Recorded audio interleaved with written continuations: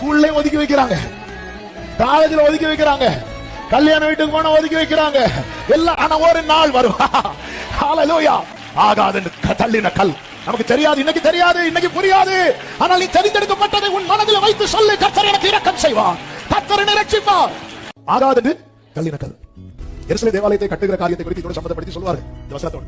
நம்ம கற்கள் எல்லாம் செதுக்கப்பட்டு செய்யப்பட்டு கொண்டு வரப்பட்டது, எல்லாமே ஒரே அளவு. அப்படி கொண்டு வரப்பட்டு மாட்டும்போது ஒரு கல்லின் அளவு மட்டும் கொஞ்சம் டிஃபரெண்டா. அதனால என்ன பண்ணாங்க, இந்த கல் செட் ஆகாதுன்னு சொல்லிட்டு ஆரம்பத்தில் என்ன பண்ணாங்கன்னா அதை தூக்கி போட்டாங்க. தூக்கி போட்டு எல்லாம் செட் பண்ணி வைக்கும்போது மெயினா ஒரு ஸ்டோன், இந்த தலைக்கல். அது இல்ல, அது வந்து டோட்டலா டிஃபரெண்ட் ஆகுது. ஃபர்ஸ்டே செஞ்சு அனுப்பும்போது அதையும் செஞ்சு அனுப்பிட்டாங்க. ஆனா பெற்றவங்களுக்கு அது தெரியல, இதுதான் என்ன கல்லு, தலைக்கல்லு அப்படி சொல்லிட்டு அவங்களுக்கு தெரியல. அதனால அவங்க என்ன கல்லா மாத்திட்டாங்க தெரியுமா, ஆகாதுன்னு தள்ளிட்டாங்க. இது இதுக்கு செட் ஆகாது. அவன் சில நேரத்தில் பாருங்க, மற்றவங்களுக்கும் தேவனால் தெரிந்தெடுக்கப்பட்டவங்க ரொம்ப டிஃபரெண்டா இருப்பாங்க. சின்ன வயசுல தான் டிஃபரெண்டா இருப்பாங்க, என்னன்னா ஒதுக்கப்பட்டிருப்பாங்க. ஏன்னா செட் ஆக மாட்டோம் நம்ம. ஆனா ஒரு நாள் வரும், அது கர்த்தராலே ஆயிற்று. ஒரு கல் மிஸ் ஆகுது, ஒரு கல் மிஸ்ஸிங். நேரா அந்த கல் செய்யற ஆட்கள்ட்ட சொல்லி விட்டாங்க. சொல்லி விடும்போது சொன்னாங்க, நாங்க ஃபர்ஸ்டே கொடுத்து விட்டுட்டோம். ஃபர்ஸ்டே கொடுத்துட்டோம், இல்லையே தேடி தேடி பார்த்தா இல்ல. அப்பதான் கல்ல தூக்கி போட்ட ஆளுக்கு ஞாபகம் வருது, ஃபர்ஸ்ட் ஒரு கல் செட் ஆகல சொல்லி தூக்கி போட்டோம். இப்போ எல்லாம் அந்த கல்ல தேட போறாங்க.